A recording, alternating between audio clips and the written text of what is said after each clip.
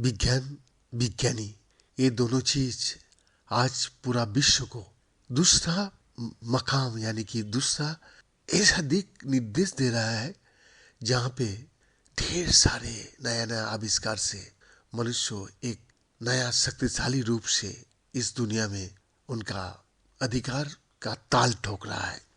अभी रक्तों का जो खून है, खून का स्टेम कोशिकाओं के निर्माण में प्रतिरक्षा प्रणाली की क्या आश्चर्यजनक भूमिका है, इस विषय में एक अभूतपूर्व अध्ययन से पता चला है कि नॉट वन माइक्रोबियल सेंसर रक्त स्टेम सेल विकास के लिए आवश्यक है।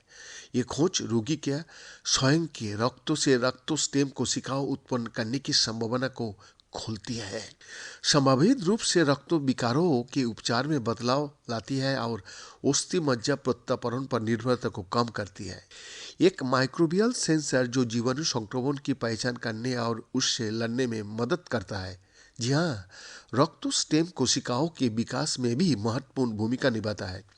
रोगी उत्पन्न रक्त स्टेम सेल कोशिकाओं को बनाने का प्रयास में मूल्यवान नई अंतर्दृष्टि जो अस्थि मज्जा प्रत्यारोपण की आवश्यकता को खत्म कर सकती है।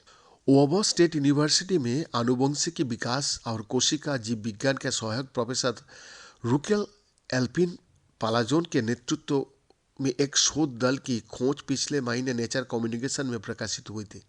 ये एस्पिन एलाजोन की पिछले काम पर आधारित है, जिसमें दिखाया गया है कि शरीर की प्रतिरक्षा प्रतिक्रिया को प्रेरित करने वाली सूजन संबंधी संकेतों को जीवन के शुरुआती चरण में पूरी तरह से अलग भूमिका होती है, क्योंकि भ्रूण में संवहनी प्रणाली और रक्त का निर्माण हो रहा होता है। एस्पिन पालाजोन ने कहा है कि ये जानते हुए कि भ्रूण माइक्रोबियल सेंसर को सक्रिय करता है, एक प्रोटीन जिसे NOD1 का रूप में जाना जाता है, संवहनी एंडोथेलियल कोशिकाओं को रक्त स्टेम कोशिकाओं बनने के लिए मजबूर करता है, जिससे रोगी को स्वयं के रक्तों से प्रयोगशाला में रक्त स्टेम कोशिकाओं बनाने की विधि विकसित करने में मदद मिल सकता है।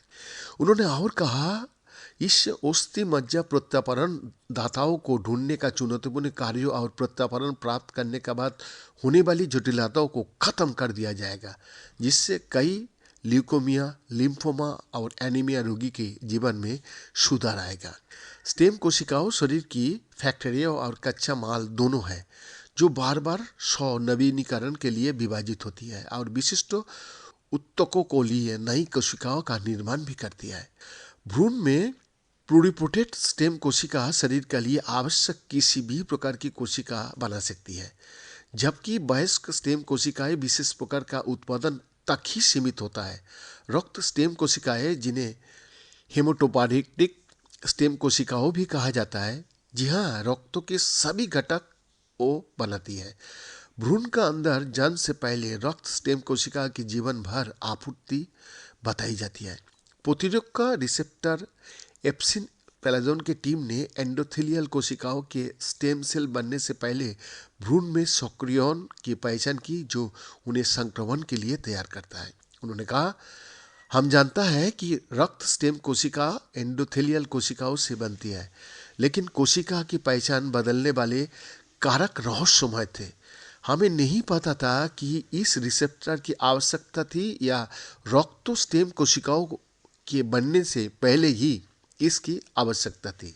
शोधकर्ताओं ने मानव भ्रूण के सार्वजनिक डेटाबेस का विश्लेषण करके नोड 1 पर ध्यान केंद्रित किया और जेब्राफिश का उपयोग करके इसका अध्ययन किया, जो अपने जीनोम के लगभग 70% मनुष्य का साथ साझा करता है।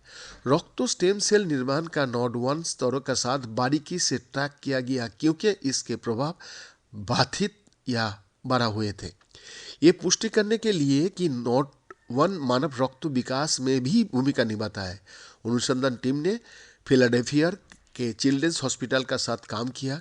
वहाँ के शोधकर्ता मानव प्रेरित प्लुरिपोटेंट स्टेम कोशिकाओं का उत्पादन किया है, जी हाँ, जो परिपक्व नमूना से उत्पन्न होते हैं और लेकिन आनुवंशिक रूप से भ्रूण में पाए जाने वाली स्टेम कोशिकाओं की तरह व्यवहार करने के लिए पुनः प्रोग्राम किया जाता है।